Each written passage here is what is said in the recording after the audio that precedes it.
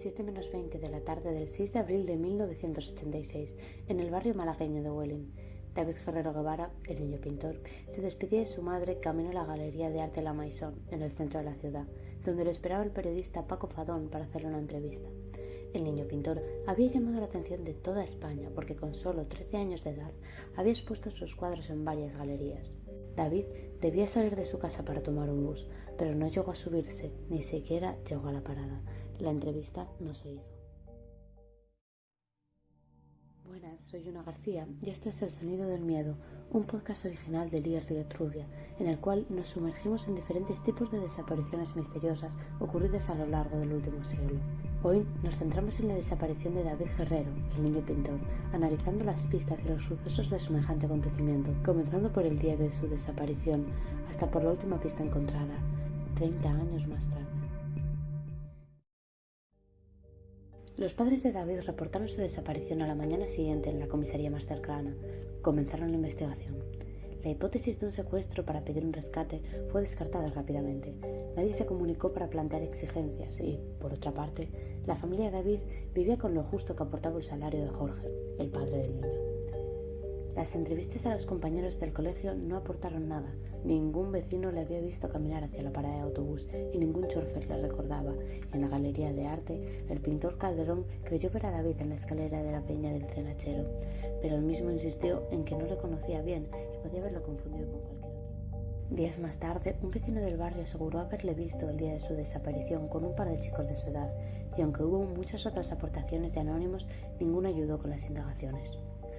3 años más tarde, la investigación parecía encontrarse en un punto muerto, cuando una amiga de David recordó que un día antes él le había regalado una caricatura de un hombre mayor, de nariz aguileña. «Es un suizo que conocí», le dijo al dárselo.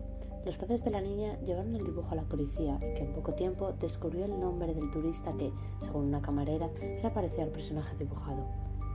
Esta también añadió que años antes, limpiando su habitación, había encontrado escrito en una servilleta «David Guerrero, Huelin». 2 policías españoles, acompañados de 2 agentes de la oficina suiza del Interpol, visitaron la casa del turista suizo, cuyo nombre nunca salió a la luz ya que era un mero sospechoso, y descubrieron que había fallecido un año antes. Dentro de su casa había un cuarto oscuro para revelar fotografías, pero no encontraron ninguna foto de David, ni de sus pinturas, ni de la galería donde se exponían sus cuadros. El padre de David murió en octubre del 2015 y la familia se enfrentó a un nuevo problema. Para poder hacer la sucesión de bienes, David debía presentarse, o de lo contrario, era necesario declararlo legalmente muerto. En septiembre del 2016, Antonia, la madre de David, explicó en ese momento: «Es un simple trámite legal para que podamos seguir adelante. No quiero decir que no sigamos esperando el regreso de David». La familia lo siguió buscando y para entonces Jorge, uno de los hermanos del niño pintor, se había asociado con el periodista Daniel Carretero. Consiguieron acceso a la documentación del caso y les llamó la atención aquella declaración en la que Calderón, el cual ya no se encontraba vivo, mencionaba creer haber visto a David en las escaleras de la peña del Cenachero. Tras entrevistar nuevamente a los compañeros de taller de pintura de David y también a algunos profesores, Jorge y Daniel recibieron un anónimo. «Tienen que buscar a Gervasio, del Cenachero», decía, pero nadie conocía a ese tal Gervasio. De todas formas, esto consiguió que se reabriera el caso. Febrero de 2020, Gemma Calderón, la niña cuyos padres habían entregado el dibujo del hombre suizo a la policía, encontró en su buzón este mismo dibujo, el cual debería de estar realmente en manos de alguno de los investigadores, por lo que se supone que alguien debió robarlo y dejarlo en el buzón. «Estuve a punto de tirarlo, porque entre publicidad buzoneada venía suelto», comentó Gemma. «Llamé a Jorge y se lo conté. Decidimos llevarlo a la policía. Una semana después me llamaron a declarar y me dieron a entender que el dibujo nunca estuvo en sus manos y, por lo tanto, tampoco tenía una explicación de cómo llegó a mi buzón». Ella aseguraba haberle dado ese papel a la policía hace ya 30 años, un misterio. Daniel, el periodista que ayudaba al hermano de David con la investigación, supuso que el hombre suizo podría ser aquel Gervasio al que se refería el anónimo que recibió hace años.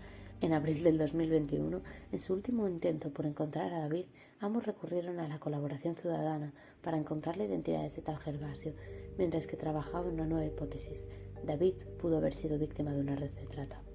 Descubrieron un par de pistas más, una nota del Gobierno Civil de Málaga, donde se indicaba que David había sido visto a las 7:15 en la parada de autobuses del mercado de Huelin, el testimonio de alguien que aseguraba haberle visto dentro del autobús. Años después, la policía aún no se explica por qué sus antecesores no tuvieron en cuenta aquella información, pues de ser cierto, David podía haber llegado a la Peña del Tenachero, donde pudo haber sido visto en las escaleras por el pintor Jaime Calderón, en ese mismo lugar en el que se sitúa también el misterioso Gervasio. La investigación sigue abierta.